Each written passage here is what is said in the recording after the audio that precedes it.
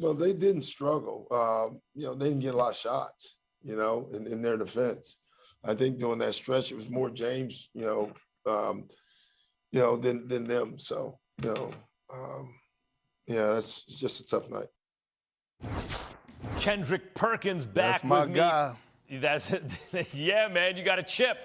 Perk, you were high on this team once when they traded for James Harden. So was I. Maybe we were both high, if you know what I mean. Anyway, things have not been so great. What is wrong with James Harden right now? I got my own theory. I want to hear yours. Well, one, Max, you should have listened to yourself, because you always have said that you don't trust James Harden in the clutch moments. But here's the thing. The thing with James Harden right now is that I'm starting to question his love for winning, right? Think about this for a minute. He has played with more superstars than Kim Kardashian. And when I think about Dwight Howard in Houston, when I think about CP3, and then playing with Russ, and then forcing his way to Brooklyn, now forcing his way to Philly, Philly traded for him to be an asset, not a liability, and that's what he's being right now in Philly. He's dependent on Joel Embiid to carry him when he's not carrying his own load. And I'm not talking about against the Orlando Magics of the world. I'm talking about against the elite competition.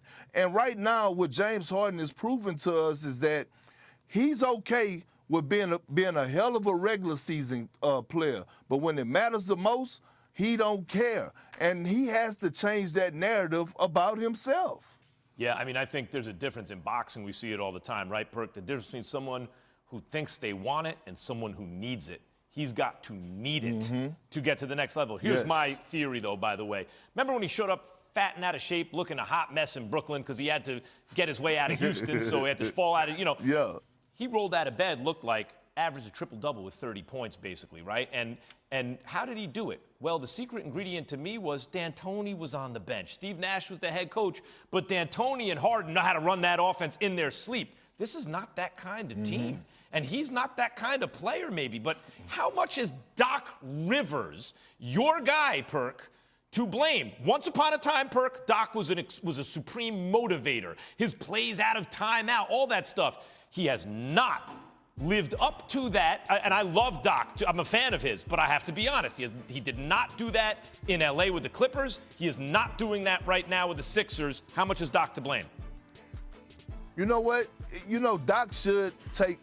We should blame Doc a little bit for the simple fact that he has to figure out a way to make it work between James Harden, Embiid, Tobias Harris, and Tyrese Maxey. He has to find a way to stagger those guys' minutes where they could get going to be the best version of themselves. But I will say this, Max, if you have two MVP caliber players in James Harden and Joel Embiid, they got to figure it out. The only thing Doc Rivers should be worried about is getting on them about defense.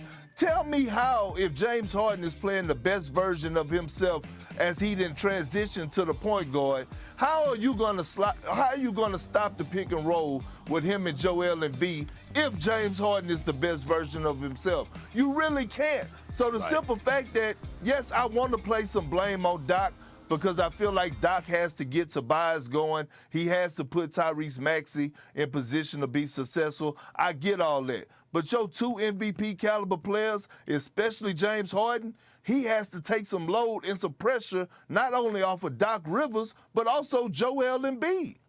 Daryl Morey got him James Harden and held on to Tyrese Maxey while he did it. And look at Maxey like, you got too much. And hey, Doc, no more all bench units in these playoffs, because it killed everything last year. Over in the Western Conference, the Lakers lost again last night to the Jazz. But help is on the way, Perk. LeBron James and AD are expected to return tonight. What are the Lakers playing for at this point in the season with AD and LeBron expected to return? Like, if they lose against the Pelicans, go ahead. Pride? For what? What, are they going to make the play-in tournament? No, but Max, they can't just fold and lay down, because if they don't go out there and attempt to try to make the play-in and get out of the play-in and get into the playoffs, then it's going to even look worse on them. They already look bad and looking funny in the light, but just say if they was to shut it down, right? Do you know how bad that would look just to say we're going to give up on the season? So far as with their legacy, far as with just their inner self and their pride, they have to go out there and try to give something. They have to go out there and try to step up between those lines and help the Lakers get back into the play-in tournament. Let's have no say choice. they lose to the Pelicans, okay? At a certain point, wouldn't you want LeBron to at least be careful? Because this season's a mess. It's shot anyway. But next year, I know, like expecting AD to ever be healthy, but when he's healthy, he's a lot.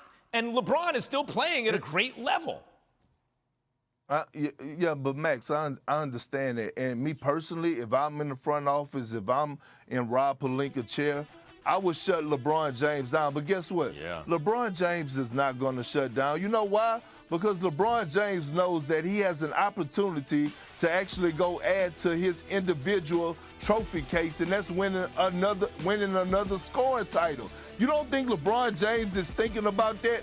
And I know, look, he's the ultimate team guy and it's all about championships. But if you think for 1 second that winning that scoring title is not on his mind, especially if you could find some type of light the way that this season has been dark, you're fooling yourself. Yeah, and by the way, I'm not one of these guys going to say, oh, he shouldn't be worried about the scoring title. If he can win the scoring title at 37, I know 58 games, it's not really a full season. That's an enormous accomplishment. So I get going for that, but let's not push the minutes. Not if you got to push the minutes. Let's take it easy, LeBron, because the way he's playing, he's got plenty of road still left ahead of him. Thanks, Perk. Hey, let's go out west for a developing story. LeBron James looks ready to go. Our Adrian Wojnarowski reporting LeBron is hoping to return to the Lakers lineup tonight against New Orleans after testing a sprained ankle. James missing his second straight game last night against Utah. Anthony Davis also a game-time decision tonight.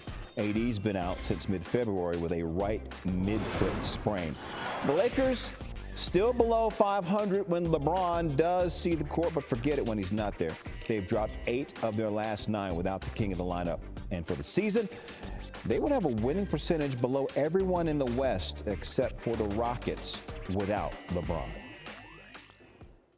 Let's bring back ESPN NBA analyst Chiney Ogwumike. Chiney, if LA gets their pair of superstars back tonight, what's your level of confidence that the Lakers can stop their free fall and solidify their play-in position?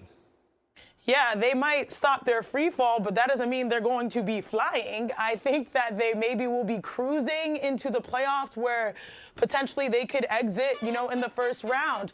We've seen LeBron James and AD miss multiple games, but these guys are boys. And so if they both decide to play, you're excited because that means Lakers fans have a couple of games to be really excited about and root for them. It's always better when the Lakers are playing in the postseason, and it might just be the play-in and maybe the first round of the playoffs. I think the big picture here is the Lakers, they've lost 5 out of the last 6. LeBron James can go for 30 or even 40 and they can still lose. AD will have to acclimate his body back again to playing. And obviously when you have that duo out there, you always have a chance. But the way that the season is shaken out, what do they say? If someone shows you who they are, believe them. So far, the Lakers have shown us that they are not consistent defensively. They have not figured their chemistry out. So I believe that they can make the play-in if their 2 stars are available. I don't know if the playoffs, this is a championship or bust team, and we know championship is probably out the window. Yeah, they may have gotten the only one they're going to get. Lakers are 4-14 since the All-Star break, tied for the second worst record in the league.